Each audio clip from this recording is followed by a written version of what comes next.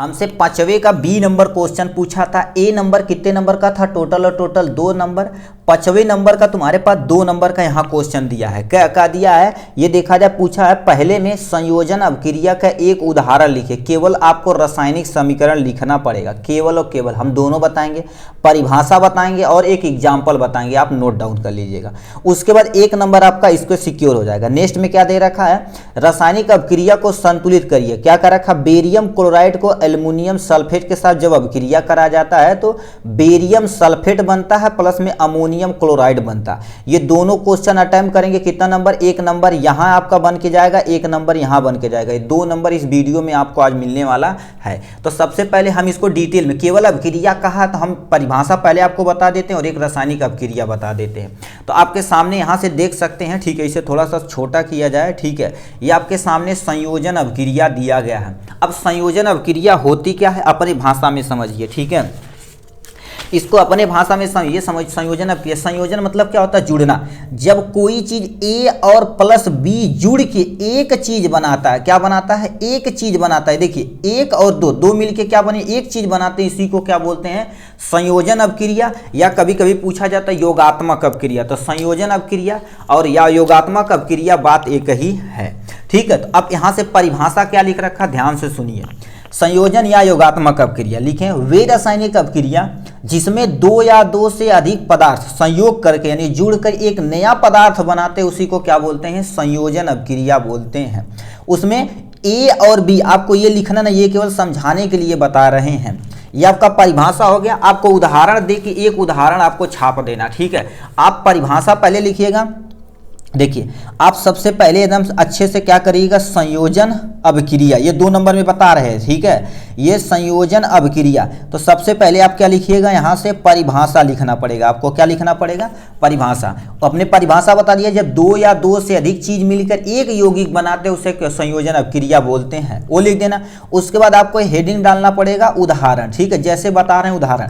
तो ये बताओ, कार्बन ऑक्सीजन से अभिक्रिया करके क्या बना दिया है, कार्बन डाइऑक्साइड, ये एक उदाहरण है। दूसरा क्या कर सकते हैं, कई एग्जाम्पल, सल्फर ऑक्सीजन से अभिक्रिया करके क्या कर रहा है, सल्फर डाइऑक्साइड बना दे रहा है, ठीक। और एग्जाम्पल देखना चाहें तो क्या होगा, H2 किससे, O2 के साथ अभिक्रिया करके क्या बना दिया है, पानी बना दिया है। बट ऐसे इसको बैलेंस करना पड़ेगा, ठीक है।